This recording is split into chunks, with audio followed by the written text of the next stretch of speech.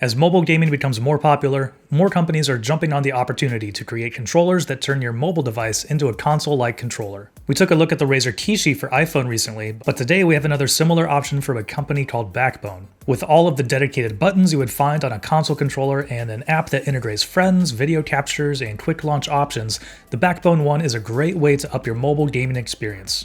So let's dive in and check out the Backbone One, and also look at some comparisons between the Razer Kishi.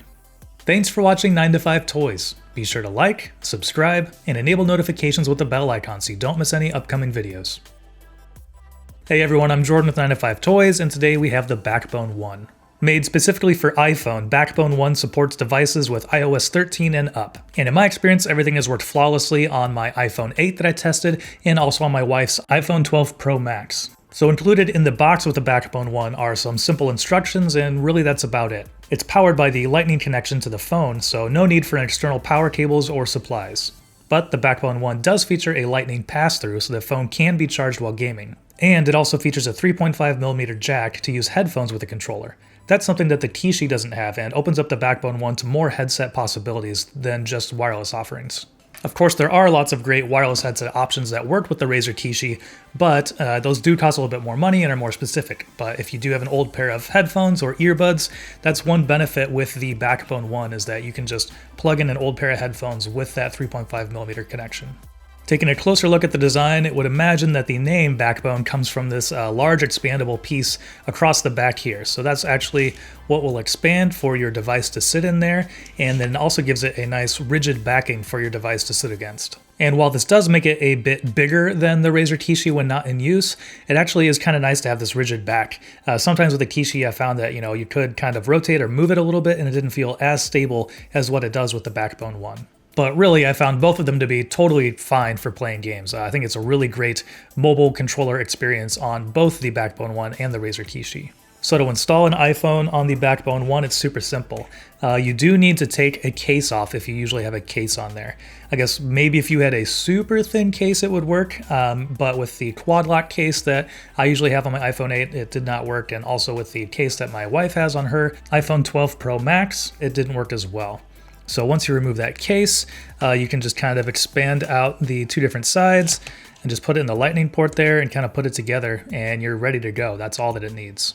Taking a look at the inputs on here, on the face are all of the buttons and controls that you would find on a normal console controller. And with the thumbstick layout here, you can see on the left it's a little bit further forward, and on the right it's a little bit further back, just like an Xbox. So for me, who usually plays on Xbox, I felt right at home with this controller. For FPS games like Call of Duty Mobile, it really seems like you have an unfair advantage when playing in normal matches. I haven't ventured into the ranked modes, but even though I usually play Southpaw, it was easy to put up some ridiculous numbers on the scoreboard with the Backbone One. It almost feels like cheating.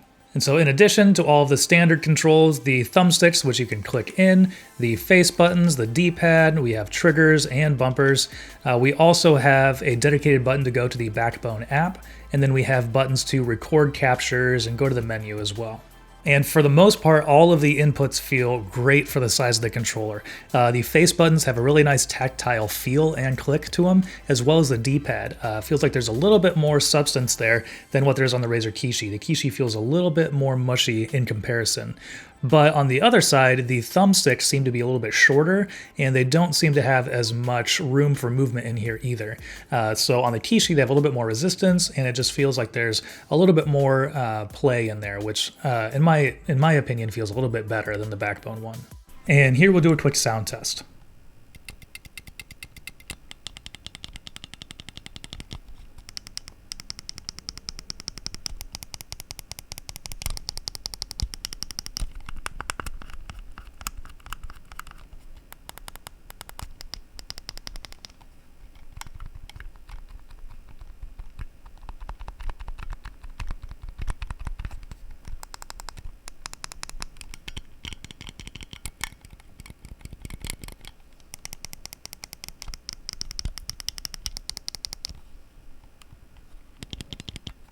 And here we'll quickly compare it to the Razer Kishi.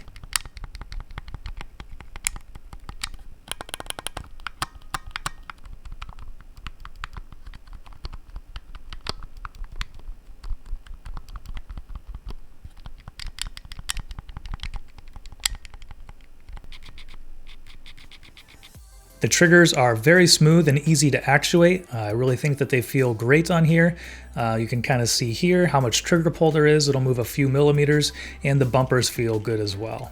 So as a console player, having the mobile controller makes playing mobile games a lot better in my experience. I don't usually do a whole lot of mobile gaming, but this is something that actually makes me more excited to play mobile games because it is more of a familiar and fluid experience. Some of my favorite games to play are FPS games and racing games, and both of those can benefit greatly from a mobile controller like this. On the software side, the Backbone app brings some neat features to the Backbone One. It can be called up with a simple press of the Backbone logo button on the front of the controller. And here we have quick access to all of your games, and you can also set up party chats and view friends who are also online in the Backbone, and you can see all of your recorded highlights from you and your friends as well. Under settings, there are some tweaks available to the video recording mode, account information, and some controller information. One unfortunate thing here that I really hope to see on one of these controllers is the ability to swap sticks. I usually play as a southpaw on the Xbox, and so I would love to see that functionality built into one of these controllers. Currently, I don't know of a way that you can do that. But even playing on the default stick configuration, even though I'm used to southpaw, I was still able to put up some ridiculous numbers on the scoreboard in Call of Duty Mobile. So this really does make a huge difference. So overall, wrapping up here, if you are an avid mobile gamer or don't see yourself getting a console but want a better gaming experience, a mobile controller like the Backbone One or the Razer Kishi is going to be hugely beneficial to you. If you have a lot of friends who play on mobile, Backbone's own app with their friends list and party chat on there might be really interesting for you, but obviously that isn't necessary for gaming, especially if you play alone a lot. But I do really appreciate that they have the addition of the 3.5mm jack on here. I think that just opens up a lot more possibility for use with different headsets. And I would say that they both feel really good to use. I do prefer the thumbsticks on the Razer Kishi, but I like the button feel better on the Backbone One. So that might be something you want to take into consideration depending on the types of games you play. And both of these controllers do come in at $100, so you don't need to worry about the price there that much. And also should be noted that the Kishi has an Android version available as well. So the Backbone One is iPhone only. It only has a Lightning connection down here. But if you have an Android device and you want to use USB-C, then you'll definitely want to check out the Razer Kishi for Android. With mobile devices becoming more and more capable of playing games and developers putting out a lot of great titles, it's pretty cool to be able to add something like this to your mobile gaming experience and just kind of take it to the next level. I do think that this adds a lot to mobile gaming. When you consider the cost of getting a console and TV and controller, everything required for that, if you already have spent a lot of money on a nice iPhone, then adding an accessory like this does open a lot of really cool doors for mobile gaming. And that'll do it for our review of the Backbone One. Let us know what you think about it down in the comments below. Thanks for watching. If you enjoyed this video, please give it a thumbs up and consider subscribing. This is Jordan with 9to5 Toys.